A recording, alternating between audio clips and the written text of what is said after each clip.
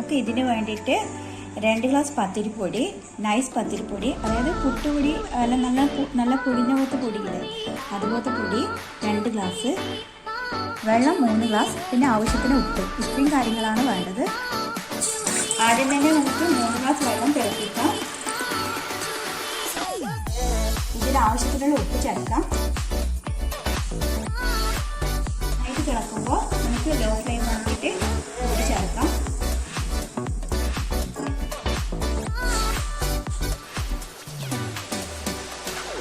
ഇത് നന്നായിട്ട് മിക്സ് ചെയ്യാം.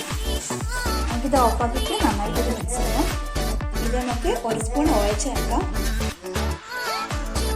നമുക്കിത് ചെറിയ ഉരുളകളാക്കി മാറ്റി വെക്കാം.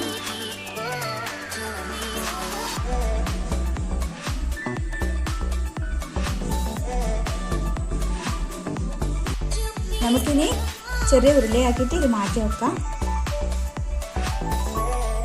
എല്ലാം ഉരുട്ടി വെച്ചിട്ടുണ്ട്. നമുക്കിത് ആവിക്ക് വെക്കാം. നമുക്കിനി ഇത് ആവിക്ക് വെക്കാം.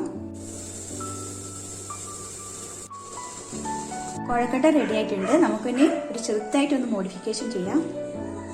പാൻ വെച്ചിട്ടുണ്ട്. കുറച്ച് വെളിച്ചെണ്ണ ഒഴിക്കാം. നമുക്ക് വെളിച്ചെണ്ണ ചൂടായ കടുക് ഇടാം. കടുക് പൊട്ടിയിട്ടുണ്ട്. നമുക്കിതിൽ ചെറിയ സവാള അരിഞ്ഞത് ചേർക്കാം.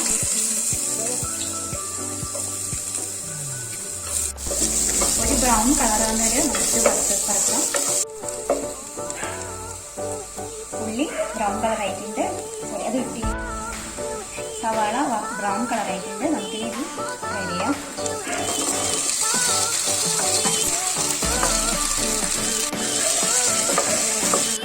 കുറച്ച് തേങ്ങ ചേർക്കാം.